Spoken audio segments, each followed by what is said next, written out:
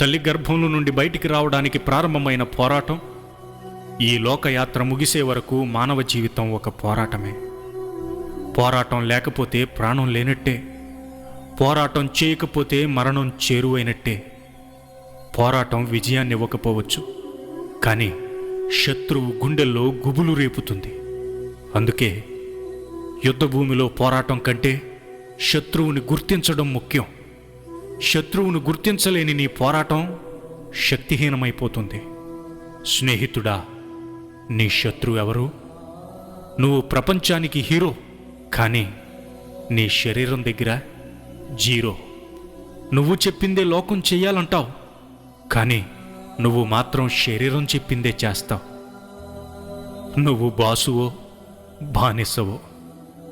నిజమైన యుద్ధరంగం భూమిపై లేదు, నీ హృదయంలోనే ఉంది. నీ శత్రువు లోకంలో లేడు, నీ హృదయంలోనే ఉన్నాడు. నువ్వు చేయవలసిన పోరాటం లోకంతో కాదు.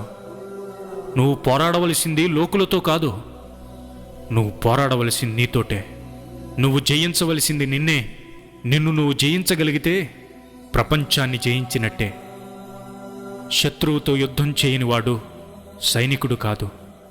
పాపంతో పోరాటం చేయనివాడు క్రైస్తవుడు కాదు. పాపంతో రాజీపడి లోకంలో చచ్చిపోయావేమో.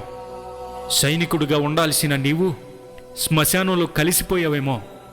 మిత్రమా, చచ్చిన సింహం కంటే బ్రతికున్న కుక్క మేలు. ప్రార్థన అనే ఆయుధాన్ని పట్టుకో. విశ్వాసం అనే డాలును పట్టుకో. లే, నిర్జీవం నుండి ఉజ్జీవానికి, పాపం నుండి పరిశుద్ధత కొరకు పాపం మీద పోరాటం చేయి.